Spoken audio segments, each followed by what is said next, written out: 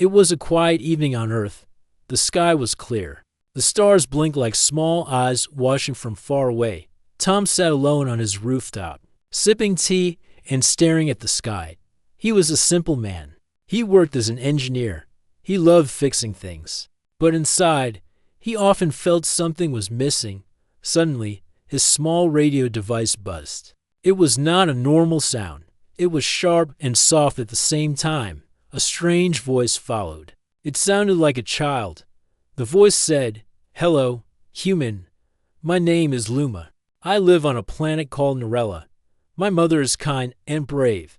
She leads our people, but she is always alone. I want her to smile again. I want her to have a partner. I want a father. Will you come marry her and help us lead the galaxy?" Tom froze. He replayed the message again and again. It was real. The voice had emotion. It sounded honest. But who was Luma? What was Narella? Was this some Jocketh message was sent to many places on Earth? News stations picked it up. Scientists studied it. Some people laughed. Some said it was a trick. But Tom did not laugh. He felt something in the voice. Something true. He went inside and turned on his old computer. He sent a reply. He kept it simple. "Hello, Luma. I received your message. I do not know if it is real, but you sound honest. Why did you choose to send this message to Earth Minutes?" Later, he received a reply. It was a video. The screen lit up with soft blue light. A young alien girl appeared. She had gentle eyes and glowing hair. Her voice was clear. "I searched many planets. I watched many kinds of people. Humans are different. You feel deeply. You laugh even in hard times. My mother is strong but tired. She needs someone who understands. I do not want her to be alone forever." Tom sat in silence. He did not know what to say. No one had ever asked him something like this. He was just a man. A normal man. But this small alien girl believed he could do something special.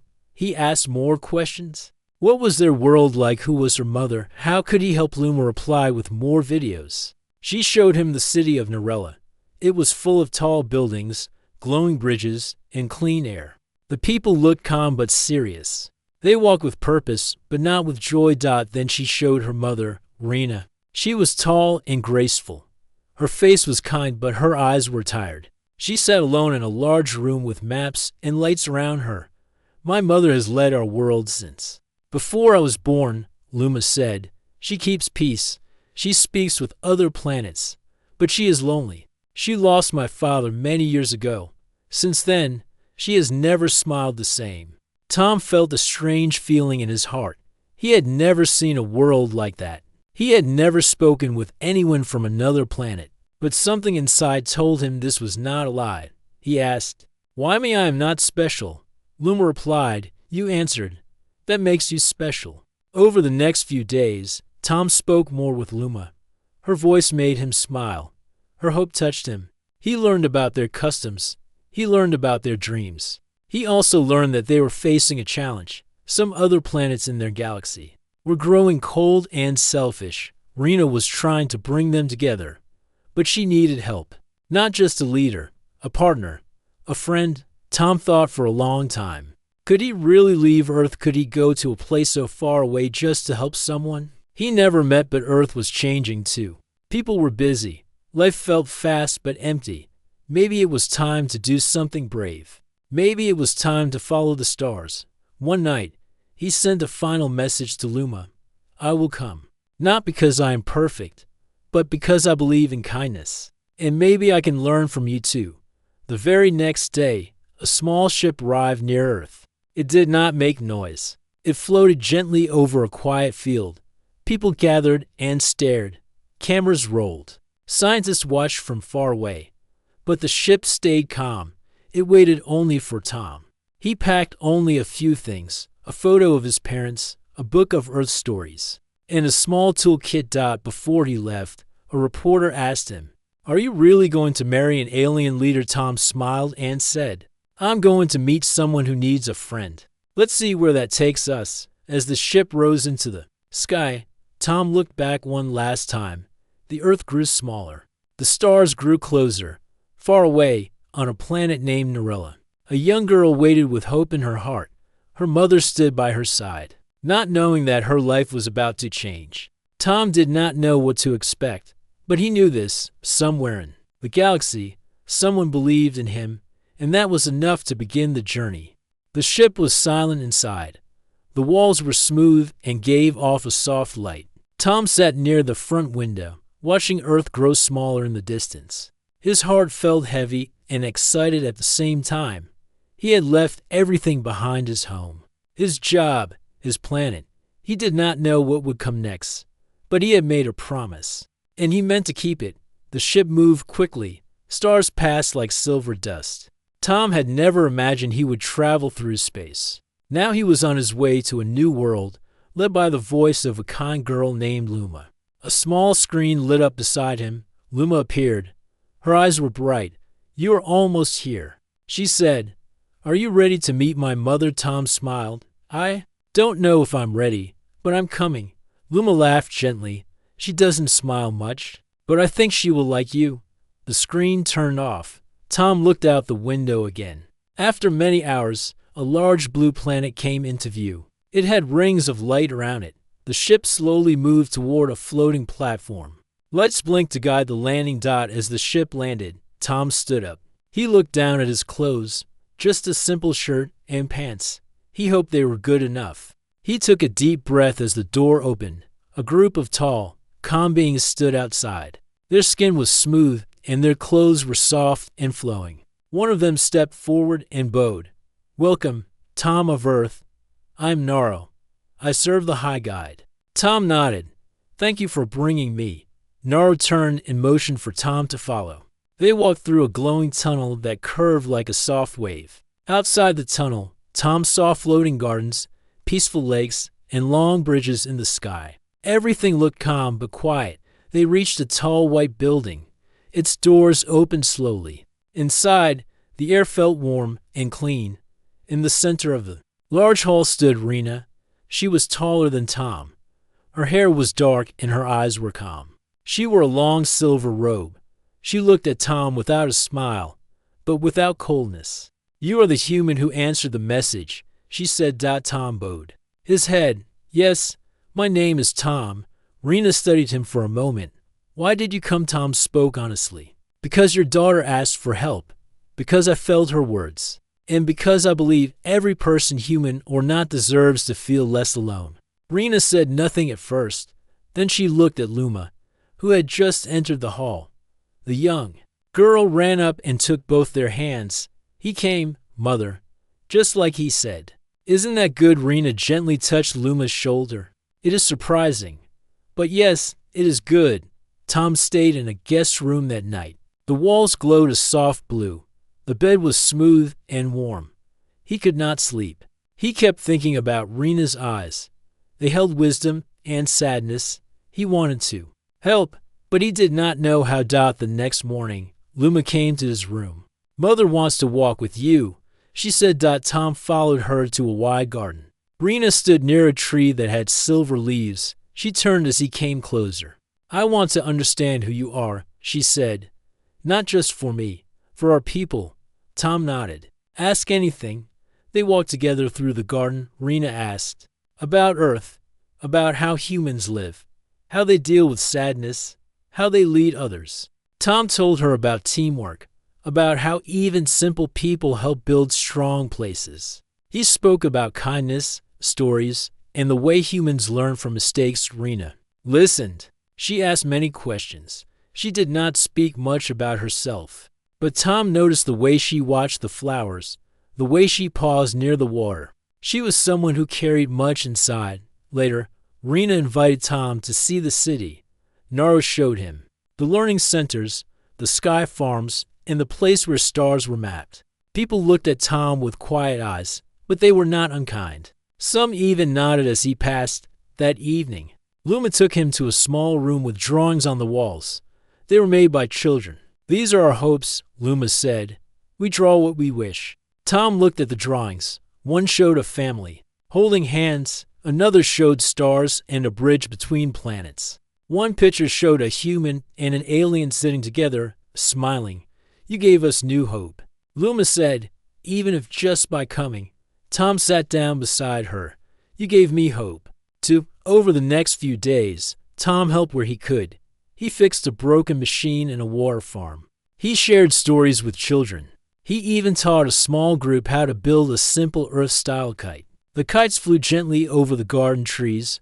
Rena watched him from a distance, slowly. Her face began to change, not with full smiles, but with a lightness that had not been there before.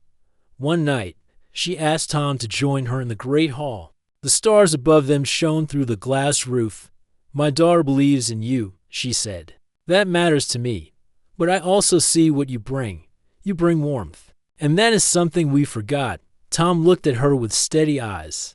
I didn't come here to change your world. I came because someone asked for help. I will stay as long as I am welcome. Rena nodded. For the first time, she spoke softly.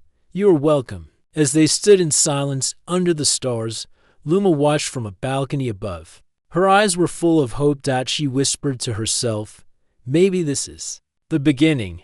The stars around Jupiter were quiet, but the space near them was not. The Zephyrin fleet had entered the outer edge of Earth's defense zone. Dozens of large ships moved in order. Each ship had smooth, silver surfaces and strong engines. The leadership of Princess Alira was right in the center, shining brighter than the rest. On Earth, Commander Leo stood inside the control tower of a high-orbit space station. He looked at the moving ships on the giant screen in front of him. His team was ready. Defense lines had been placed around Earth, the Moon, and nearby stations. Small drones circled the area, sending live updates every second. Leo's voice was calm. We are not going to fire first, but we must be ready if they attack. Officer Mena nodded beside him. They are keeping perfect distance. No weapons activated yet. Maybe they are still watching us. Leo watched closely. His heart felt heavy.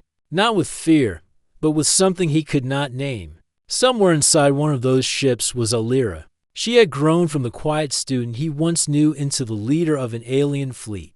Inside the Zephyrin command ship, Alira stood near a wide glass window. From there, she could see Jupiter's orange clouds far in the distance. Earth's patrol ships were now visible on her digital screens. Her crew moved around her, busy with reports and numbers. General Varn stepped forward.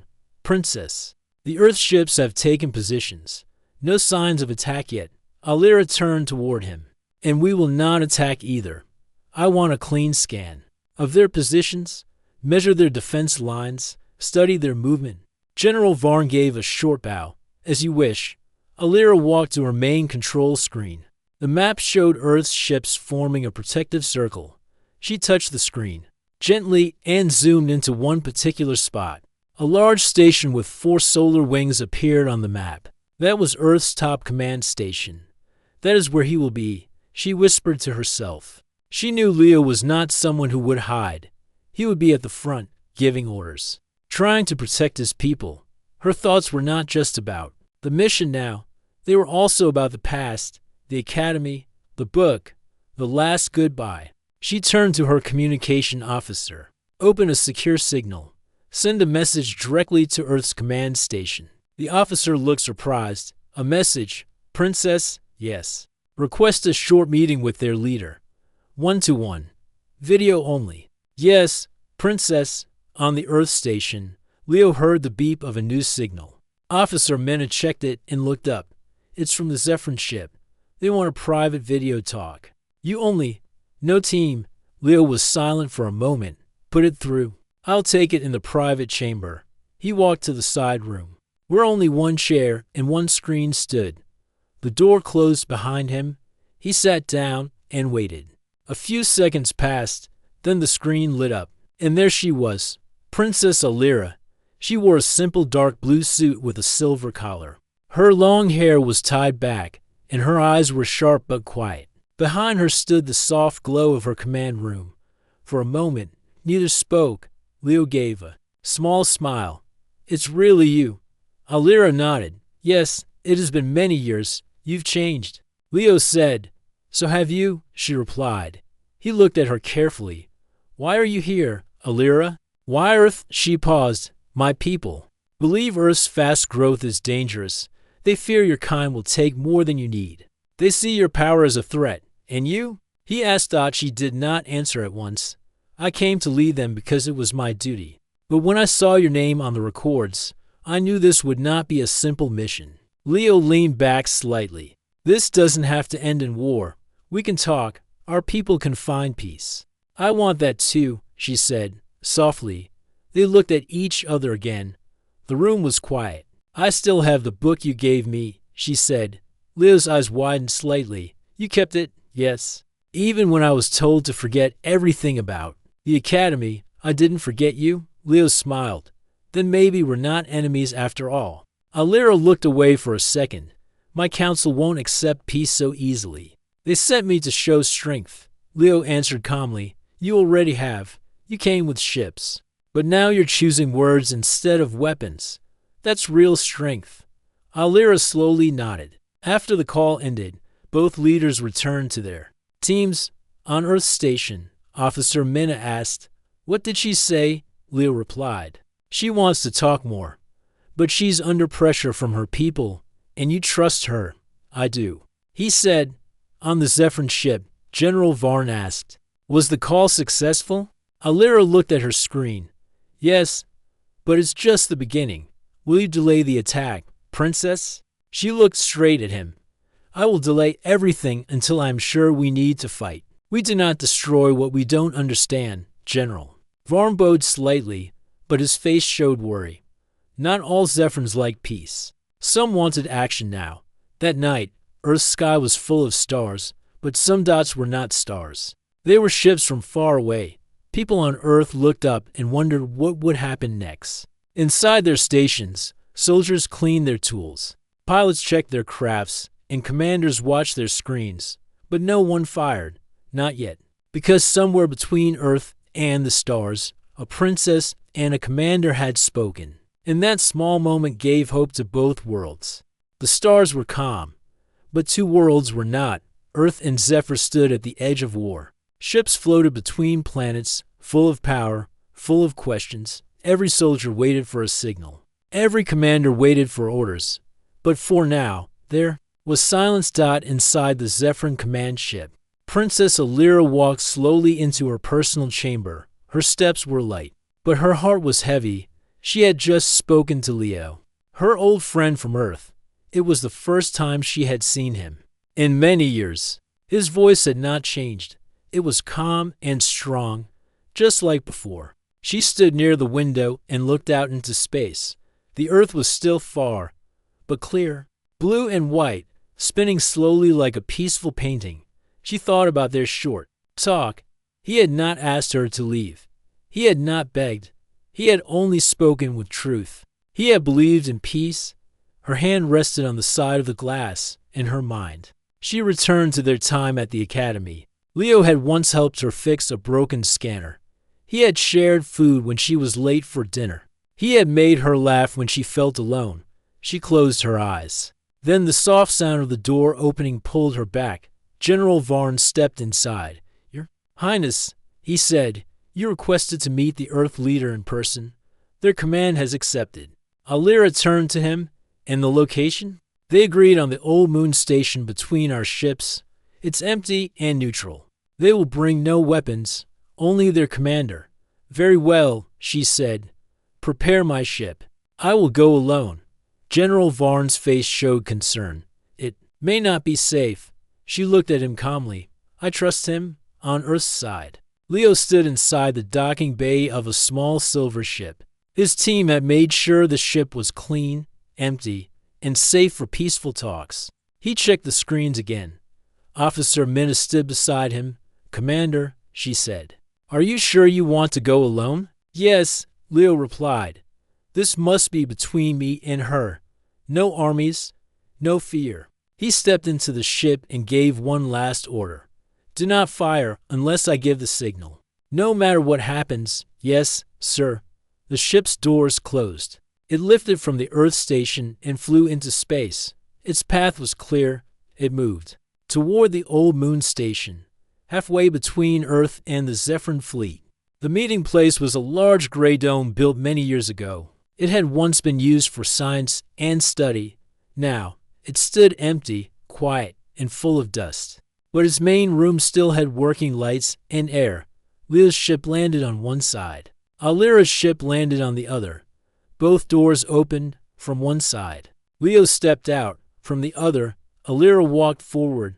They met in the center of the wide room. There was no guard, no voice, no sound except their footsteps.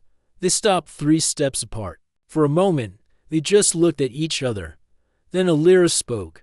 "I never thought we would meet like this." Leo gave a soft smile. Neither did Alira. Looked around the room. "This place is old, but strong," Leo said, "like our memories." She looked into his eyes. "You still believe in peace, don't you?" "Yes," he said. "Because I know you." She was silent. Leo continued. "I've seen your ships. I know how powerful they are. But I've also seen how you waited. You did not attack. That tells me something. You want to understand before you fight."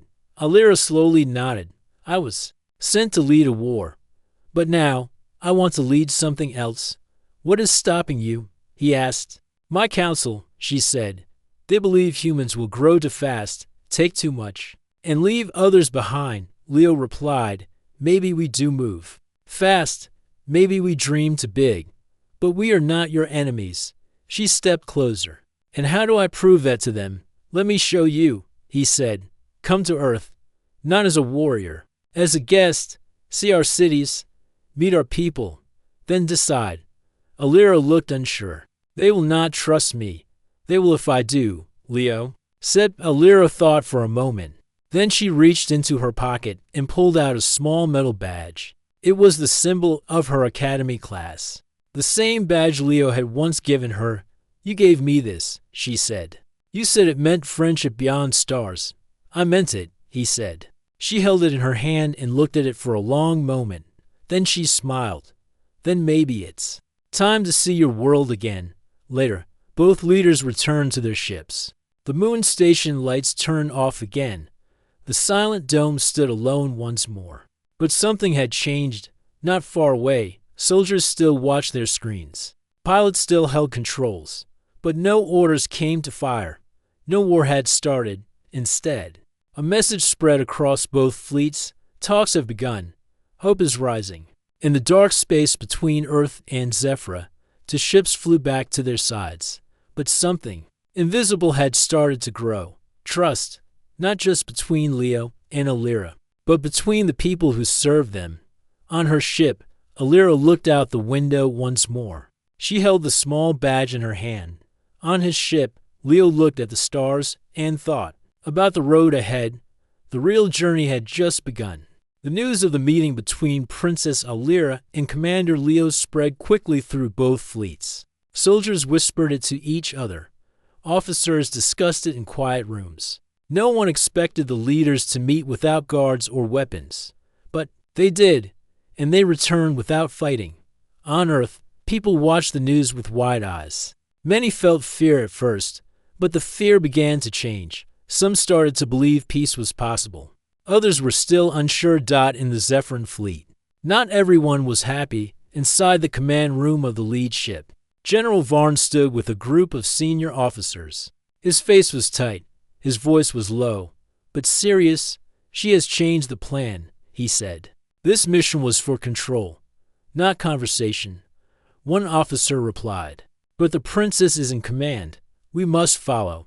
Varn narrowed his eyes. "We follow until she forgets her duty. Then we remind her." Alira sat quietly in her private chamber. The lights were soft, and her thoughts were full. She had spoken to Leo. She had seen his eyes, heard his voice. He had not begged or lied. He had simply spoken with truth. She walked to a small table and opened her notebook. She began writing a report for her council. She wrote about the Earth's peaceful offer, their clean energy stations, their balanced space growth. She added details about the humans' wish to avoid war and their respect for other planets. She stopped writing for a moment and stared at the last line she had written, "Earth may grow fast." But their heart remained steady. She closed the notebook. Just then, her doorbell rang. It was her science advisor, Mira, a calm woman with a sharp mind. Princess. Mira said, "We finished the scan of Earth's orbit. May I speak freely?" "Yes, always," Alira replied. "We found no signs of secret weapons. Their shields are strong, but nothing is hidden. Their space systems are open and honest." Alira nodded. "That supports what Leo said." Mira smiled. "You trust him?" Alira looked down. "I do." On Earth, Leo was also busy. He had called a private meeting with the Earth Council, in a round room filled with bright screens and serious faces. He stood before them and shared everything. "She's not here to destroy us," he said. "She's here because her people are afraid. They were told that we would one day take too much. But fear can change when truth is shared." One council member asked, "Can we believe her?" Leo answered, "Yes, I knew her in the past. That part of her is still there. She wants peace." Another member leaned forward. "What do you need from us?" Leo replied, "Time. A few days. Let her visit Earth. Let her see our cities and our people. If she returns with a good report, war will end." The room was silent for a while. Then the main council leader said, "You have our support, Commander. But be careful. Hope is light, but it can break easily." Back on the Zephyrin ship, Alira walked through the long halls. She looked at her people. Some nodded with respect. Others looked unsure. She knew not everyone agreed with her choice. In the control room, General Varn waited. He turned to her. "Princess, we need to speak." She walked up to him. "Speak." "General." He lowered his voice. "I fear you are moving too close to the humans. You forget why we came." Alira stood tall. "I remember. We came to protect Zephyr. But we do not protect by starting war without reason." Varn looked firm. "You once said duty before feeling." She replied, "And now I say truth before fear." Varn stepped back but said nothing more. Alira walked past him. Her choice was made. Later that evening, a small ship from Earth arrived. Near the Zephyrin fleet, it carried a peaceful team of scientists and diplomats. They brought information, gifts, and clear proof of Earth's peaceful plans. Alira welcomed them on board. She listened to their words, watched their videos, and studied their data. One human scientist showed her a map of Earth's energy centers. "We use solar, wind, and water. We try to protect our planet as we grow." Another diplomat said, "We invite Zephyrin observers. You can see everything for yourself." Alira asked, "And what do you ask in return?" The diplomat smiled. "Only peace." That night, Alira stood again at her window. The stars were bright, but her heart was brighter. She had started this journey with orders. Now, she was walking a new path, one built on trust. She looked at a small screen beside her. It showed a picture from the academy, she and Leo, young and hopeful. Tomorrow, she would visit Earth. She would see what kind of world her old friend had built. She would decide not just for herself, but for her people. In the distance, the Earth spun slowly, and hope, like a quiet light, began to grow. The next morning was calm across both fleets. No ships moved, no weapons pointed.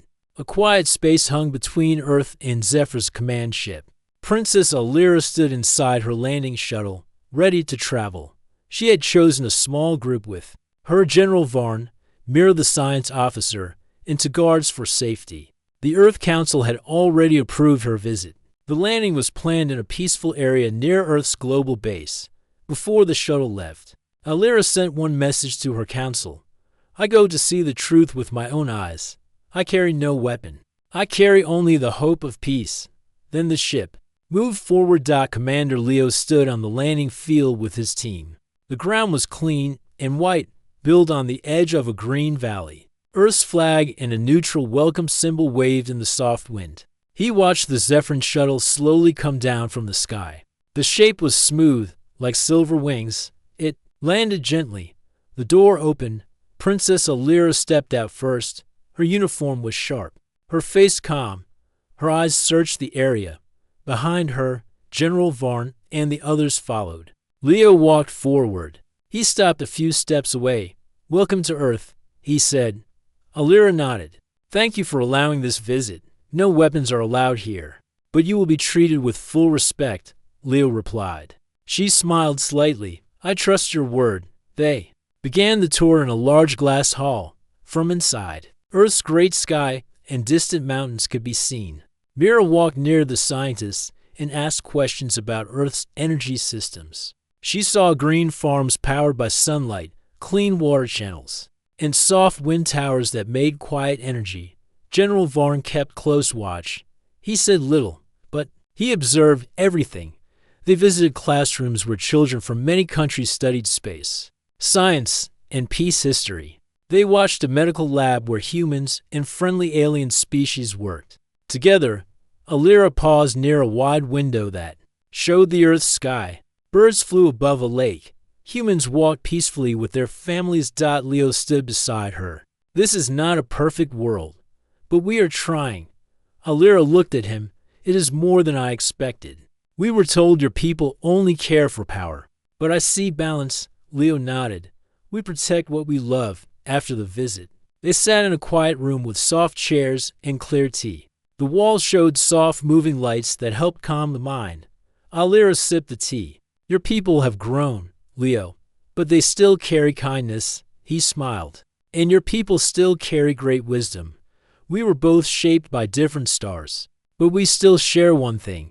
What is that? She asked. Choice, he said. We choose peace or we choose fear. Alira sat silently for a moment. When I left Zephyra, I had only one path in my war. But after seeing all this, I feel something change inside me. Leo looked gently at her. Change is not weakness. It is strength when used to build. General Varn stood and asked, May we see your space shield system? I must report to my fleet that this visit is honest. Leo nodded. Of course. He led them to the control center. It was large but open. Screens showed space maps and energy flows. No weapons were hidden.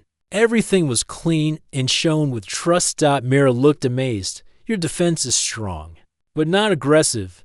Leo replied, We defend. We do not attack first. General Varn said nothing, but his eyes showed deep thinking. As the sun began to set, Leo and Alira walked through the garden area near the base. Small lights began to glow on the path. Alira stopped near a flower bed. She touched a white flower. This flower grows on both our planets. How is that possible? Leo smiled. Maybe some things are the same, no matter the world. She looked at him. You still believe in unity? I never stopped, he answered. Even when we were apart.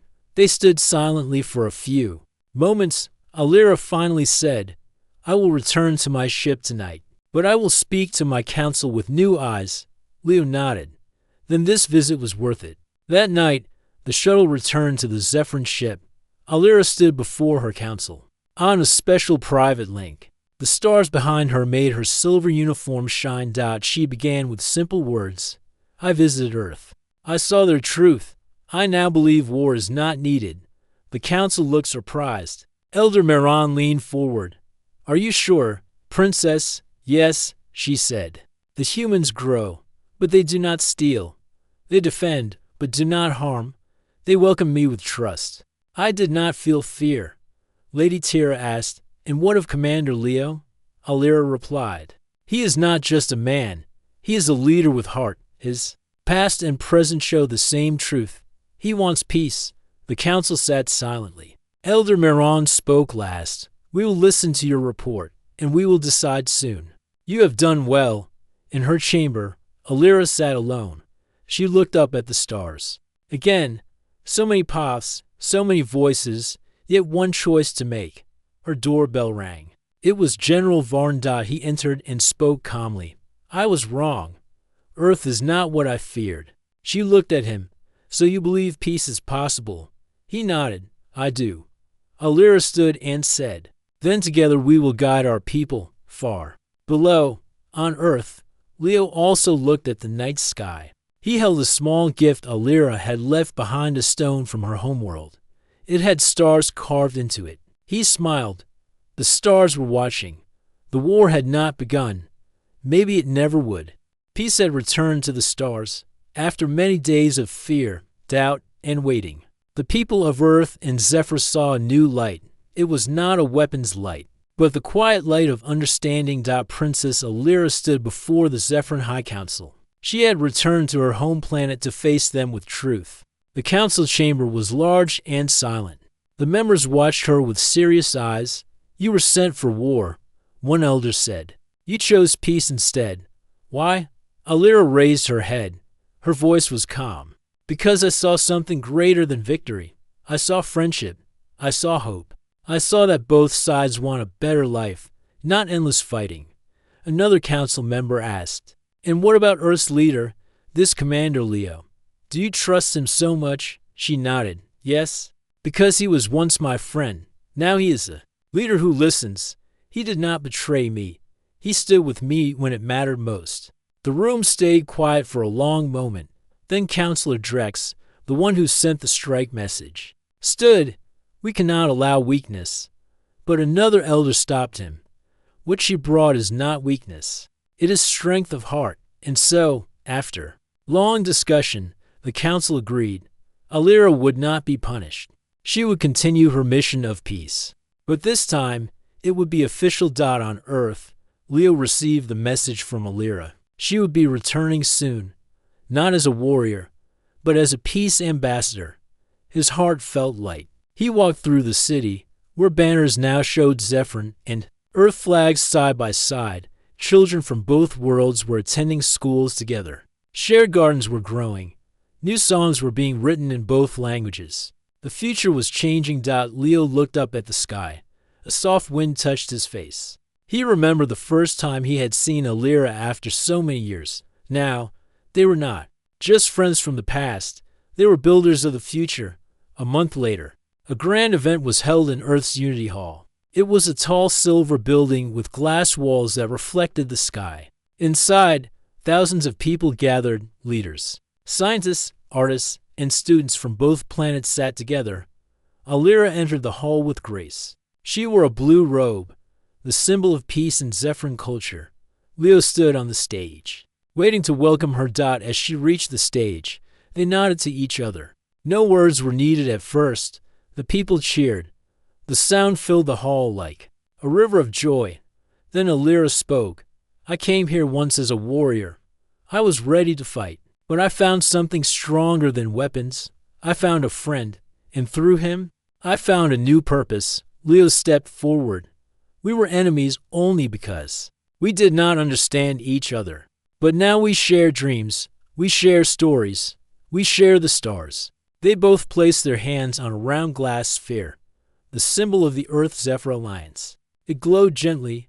The crowd stood in respect. After the event, Alira and Leo walked through the Unity Garden. Trees from Earth and flowers from Zephyr grew together. Birds flew overhead, and small fountains sang softly. Alira smiled. "Do you remember the academy?" Leo, he laughed. "Yes, you always finished the space history test faster than me. And you always helped me with human languages," she replied. They sat on a stone bench. "We never thought we would meet again," Leo said. "And now look at us, leading to worlds," Alira said. "But still the same inside," Leo added. They looked at the sky. Stars blinked gently. Somewhere out there, other civilizations waited. Other paths would open. "Do you think we'll face more danger one day?" Alira asked. "Yes," Leo said. "But next time, we won't be strangers." Months passed, together. Earth and Zephyr built the Unity Station, a giant base between both worlds. It was a place for learning, trade, culture, and dreams. Leo took a leadership role in the Humans' Zephyrin Council. Alira became the chief peace advisor. Every major decision passed through their hands. Their bond became a symbol of unity. Even the young ones learned their story. It was told in songs, paintings, and quiet bedtime stories. They met as enemies, but remembered as friends, and they changed the galaxy. People would say. One quiet evening, Alira stood alone in her room on the Unity Station. She looked at an old photograph. It showed her and Leo during their early training days. They were smiling, their eyes full of wonder. The door opened. Leo walked in. "You still keep that?" he asked. "Yes," she said softly. "It reminds me who I was and who I became." Leo stood beside her. "We still have far to go. She nodded. And we'll walk it together. They stepped out onto the viewing deck. The stars stretched. Far across the black sky, lights from Earth and Zephyr glowed like twin candles. For the first time in history, those lights did not fear each other. They shared the night sky as equals. Alira whispered, maybe one day, others will come. Other species, other voices. Leo smiled. And when they do, we'll be ready. Because we chose peace first, they stood side by side. The war that never came had given them something rare. A future made not by force, but by trust.